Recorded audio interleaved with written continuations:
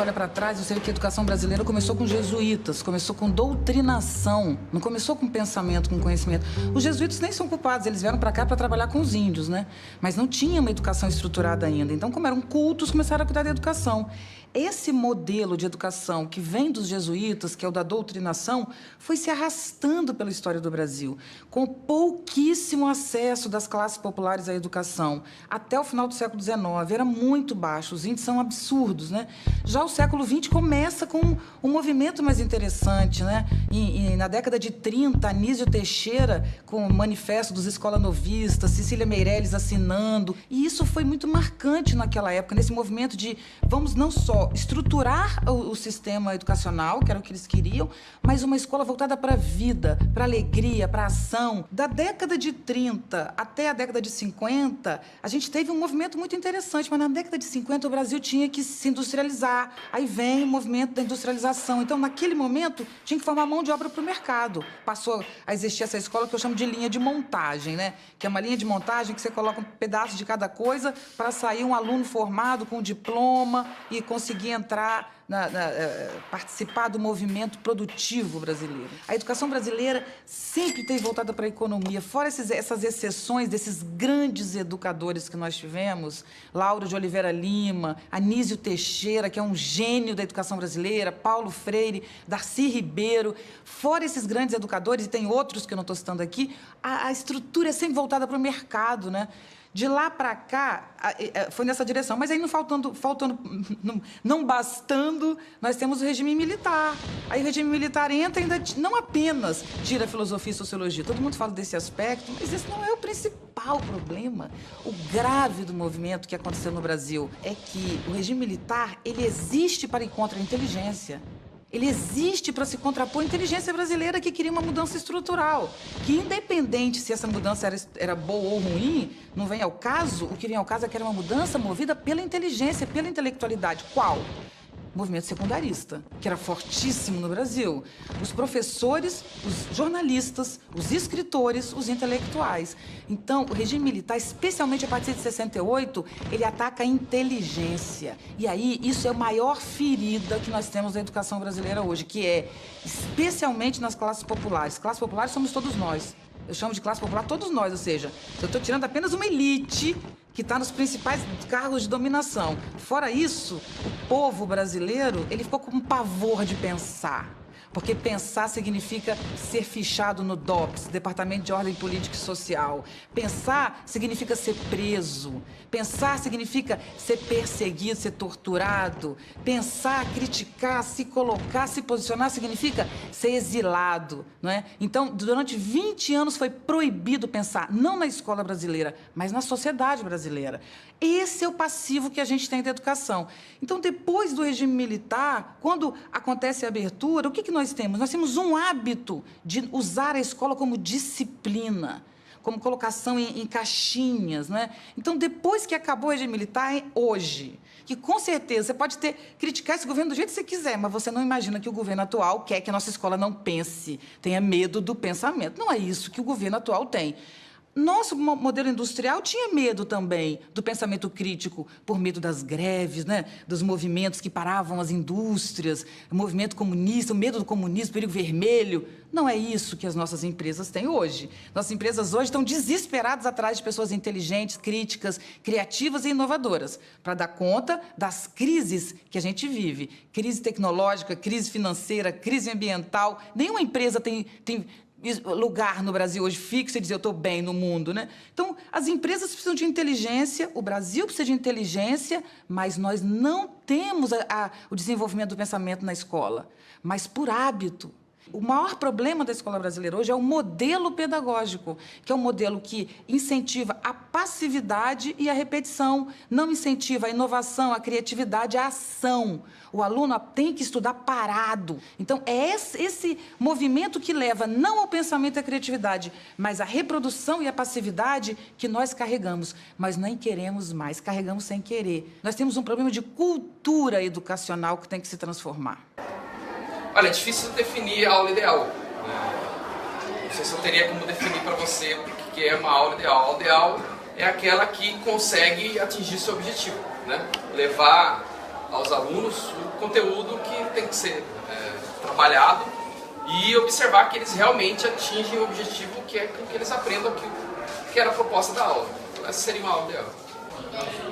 A aula ideal não seria uma aula que tenha, que tenha só os recursos tecnológicos ou que tenha só as condições que eu acho adequadas. A aula ideal, na verdade, seria o interesse do aluno, seria a participação, a vontade do aluno. Essa seria uma aula ideal, porque com essas ferramentas que não são físicas, mas que são, né, intelectuais, que são disciplinares, com essas ferramentas a gente conseguiria ter uma aula quase que ideal, né?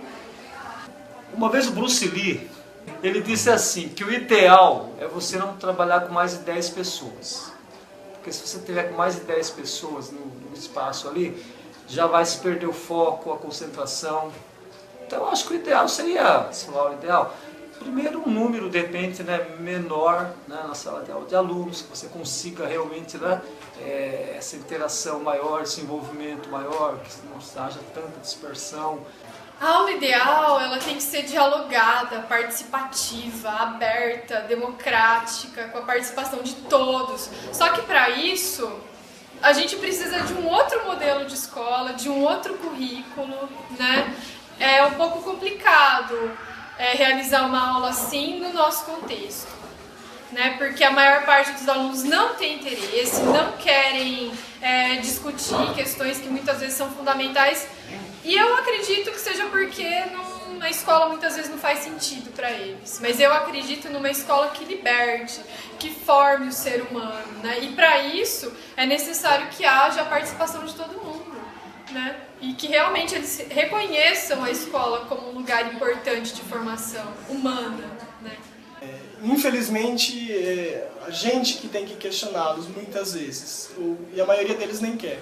Mas, para mim, a aula ideal é aquela que quem é questionado sou eu, né? Que eu acho que a aprendizagem ocorreria com maior facilidade.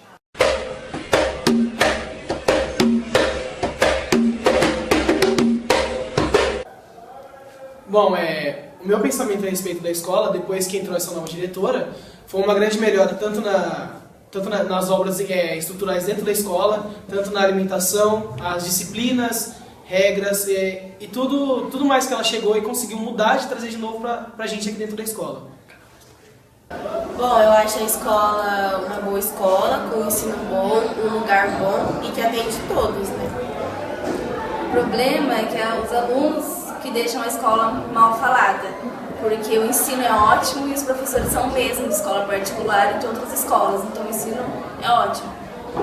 A respeito da escola Nilza, ela não é uma escola muito, uma escola, ela não é uma escola boa nem ruim, mas sim ela tem seus defeitos. E um pouco também vem dos alunos, da coordenação, que não cumpre muito com o papel delas. Bom, assim, na minha opinião, a escola em si ela é boa, os professores são bons, mas porém falta alguns recursos, certo? Para melhorar ela. A escola é boa mesmo, mas tem muita gente que não leva a escola a sério, né? Vem pra brincar. A escola em si, ela é a base para tudo, né? Pro crescimento do aluno, pro desenvolvimento do aluno, mas alguns não levam a sério.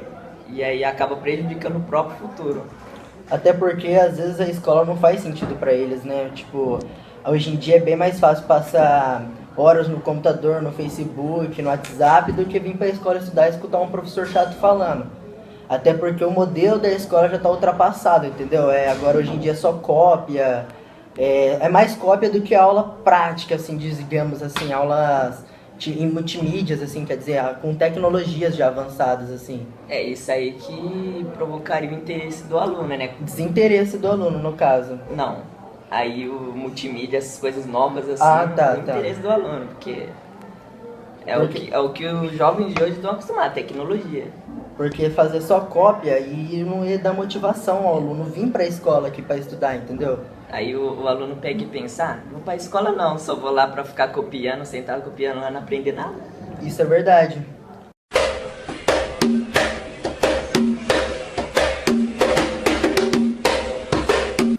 Gravidez precoce, drogas, má influências, os amigos que, entre aspas, não são amigos, né? Desinteresse, né? Que vai o desinteresse. Às vezes, muitas das pessoas ficam na escola por causa do Bolsa Família. Eu acredito que por vários motivos. A gente vê que é muito comum, às vezes, alunos que se envolvem com drogas, com outras coisas lá fora que são muito mais atraentes, que para eles, no momento, parecem muito mais atraentes. E essa escola que muitas vezes é fechada, né? Tem muros e essa escola que às vezes parece desconectada com a vida lá fora. Então parece que a vida lá fora é uma coisa e a escola é outra. A escola é o lugar para onde você vai por obrigação. E não deveria ser, né? Não deveria ser. A escola ela tem que estar em sintonia com a comunidade, ela tem que ser um lugar aberto, acolhedor, né? Mas para isso eu acho que deveria mudar tudo. O currículo, o modo como as aulas são divididas, eu acho que deveria, né? A escola deveria ser totalmente reformulada para atingir esses objetivos de realmente se conectar com a vida. A gente faz o máximo que dá aqui dentro, né? Tenta trazer o aluno, tornar a aula interessante, mas a gente tem problemas enormes, né? Muitas pessoas deixam por falta de interesse, ou porque usam drogas, ou gravidez, ou porque querem. São vários fatores, né? O principal deles eu acredito que é o fato da escola não ser atrativa, né? Hoje em dia é muito mais divertido você passar um tempo mexendo no celular do que vir para uma sala de aula, ficar 6 horas sentados olhando uma pessoa falar lá na frente. E infelizmente esse método de ensino tradicional, ele é o mesmo que a gente utilizava, né, que era utilizado, na verdade, lá em 1960, 1980. Né?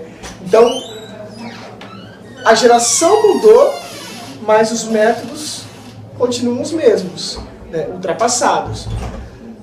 E infelizmente nós não temos perspectivas de melhora no que diz respeito a isso, né? E também existe o fato de que o aluno ele já apresenta uma certa dificuldade lá nos anos iniciais. Aí chegou nos anos finais do ensino fundamental, começa a patinar, as coisas começam a ficar difíceis, a tendência é que ele abandone. E também tem os casos de família, né? Enfim. É um monte de fatores aí em si. Falta de um estímulo da escola mesmo.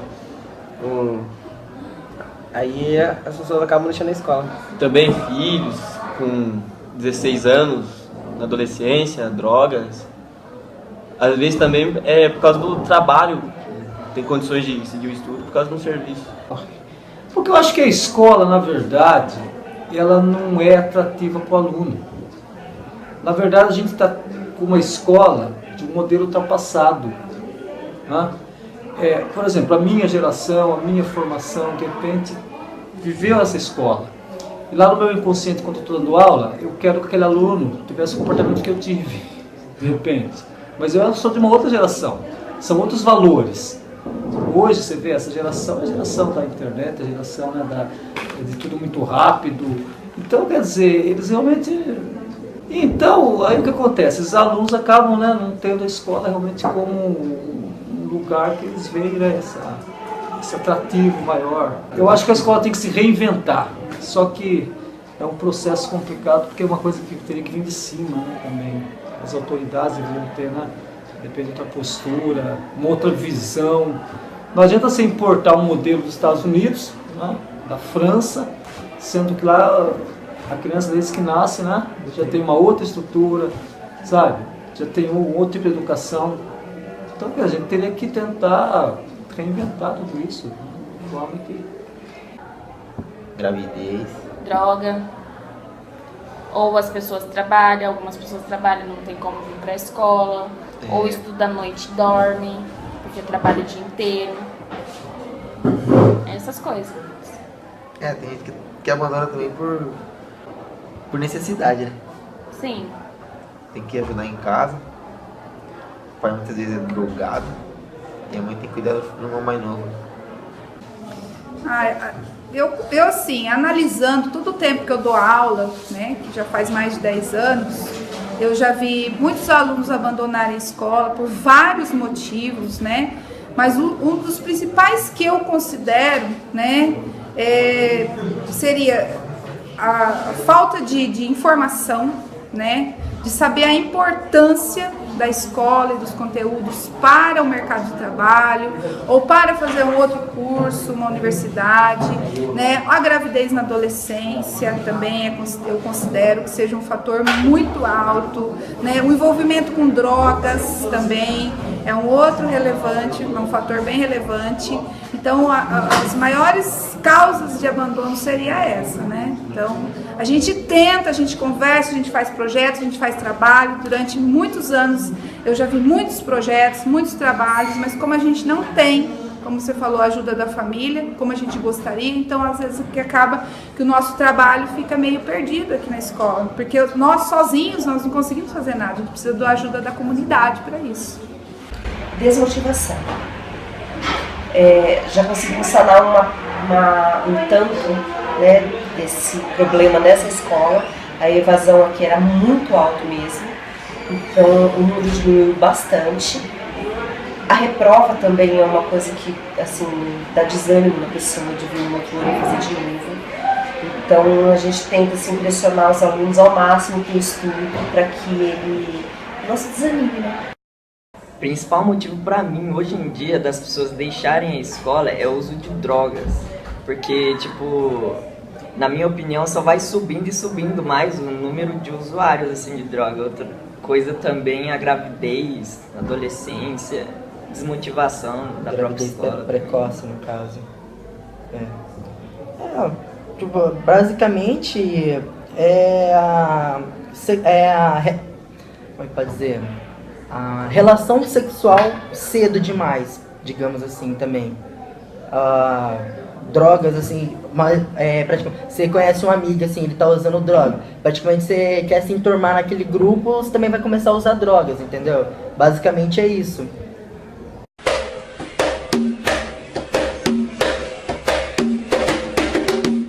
Sim, eu gosto da aula, me sinto bem dando aula, então quando eu chego para dar aula, é algo tranquilo para mim, eu sei o que eu tenho que fazer, né? E tento agir da melhor forma possível para atingir aquele objetivo. Não como eu gostaria, né? Eu acho que em alguns momentos eu sinto, sabe, que poderia, né, ser melhor. Mas infelizmente o sistema, né, uma série de situações acabam te limitando, né? Olha, eu considero que eu consigo desenvolver o máximo que eu posso, dentro das minhas condições, né? E quais são as minhas condições? A minha condição pessoal, que é estudar, que é preparar, eu gostaria de ter até mais tempo. E nas condições físicas, que seria ter equipamentos, multimídia, outras coisas também, né? Que aqui a gente não tem a possibilidade de ter em todas as salas, para todos os alunos aí. São essas as faltas que fazem a diferença para eu não ter o meu trabalho concluído como eu gostaria. Mas o máximo que eu consigo dentro das minhas condições, eu faço. Eu procuro fazer o melhor possível, só que tem muitas dificuldades, né? Falta de recurso, né? Muitas vezes a falta de interesse por parte dos alunos, né? Talvez até a carga horária excessiva, né? A gente tem que se preparar bem. A gente procura.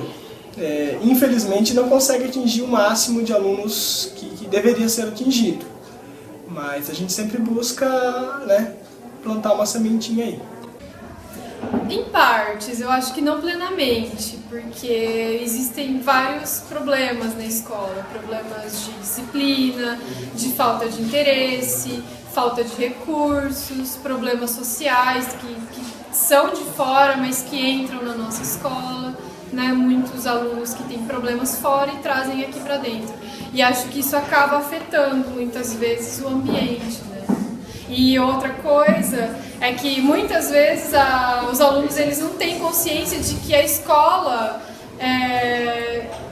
deve ser um centro de conhecimento, né? Então tem esse problema de falta de consciência. O que eu vim fazer na escola? Para que serve a escola? A maioria não tem muita consciência do porquê da escola. Vem porque é obrigado, né? E o pior é ter que ouvir. Eu não queria estar aqui, eu sou obrigada a estar aqui. Então, esses problemas às vezes são entraves assim, no desenvolvimento do trabalho.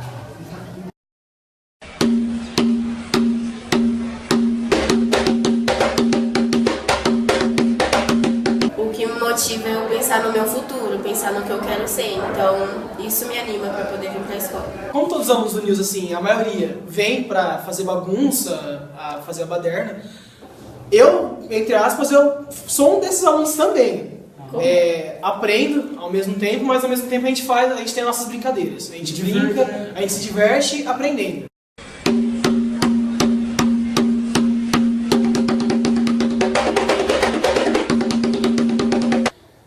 Falta regras, né? Falta regras dos alunos pelo professor. A mudança dos alunos, estou me incluindo também nesse meio, a mudança dos alunos e as disciplinas.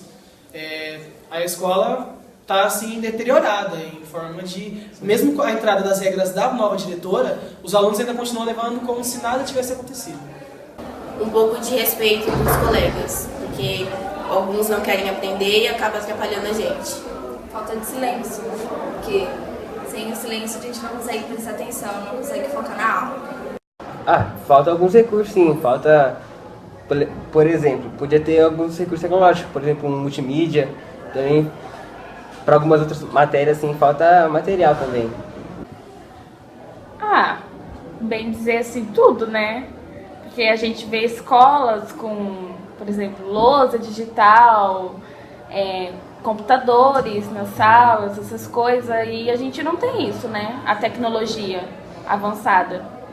Principalmente respeito dos alunos, cara, com os colegas, porque, tipo, na nossa sala de aula é muito complicado aprender com alguém falando do seu lado, principalmente quando é mais que uma pessoa. Então, tipo, tem um cara falando lá, tem outro falando lá, tem outro falando aqui. Como é que você vai prestar atenção no professor? Aí acaba sendo uma coisa bem difícil, né? Ou seja, uma colaboração da sala em si. E também falta, como a gente está falando, multimídia, a lousa assim, da nossa sala, principalmente, é rachada. Como é que a gente vai ter uma aula decente sem ter as coisas certas pra gente aprender, entendeu? Isso até acaba meio que dificultando a nossa aprendizagem, nos limitando, dizemos assim, a ter uma aula mais dinâmica, no caso.